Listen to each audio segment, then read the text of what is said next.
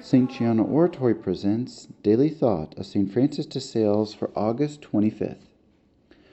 Remember to keep in mind that all the past is nothing, and that every day we should say with David, "Now I begin to love my God."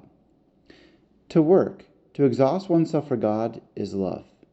Therefore, apply everything to this love: eating, drinking, repose. Be very devoted to St. Louis and admire his great constancy in loving.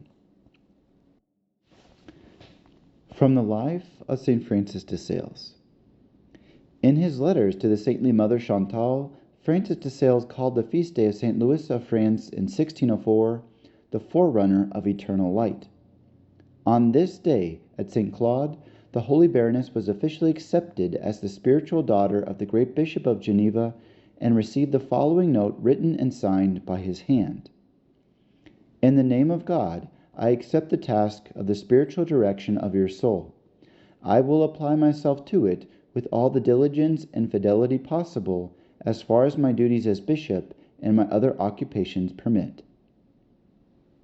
It is known with what fidelity and care the saint set out about this task, and with what degree of submission and docility his advice was received. On this same day, Mother Chantal made her first vow of obedience to her new spiritual father, and the saint released her from many former practices of devotion.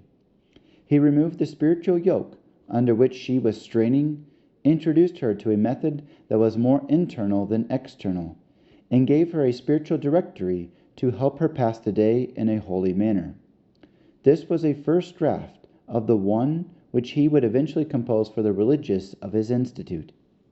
Finally, having learned that one of the Baroness's maids slept fully dressed during the night so as to be ready for a call from her mistress, the saintly bishop paternally corrected her about this and said, "Servants are our brothers and sisters. We must be considerate toward them. God made me understand this myself. If, during the night, I cannot sleep and want to read or write, I am very careful not to wake my valet or my servant.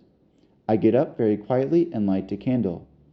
Our poor neighbor should not have to pay for our insomnia or our idiosyncrasies."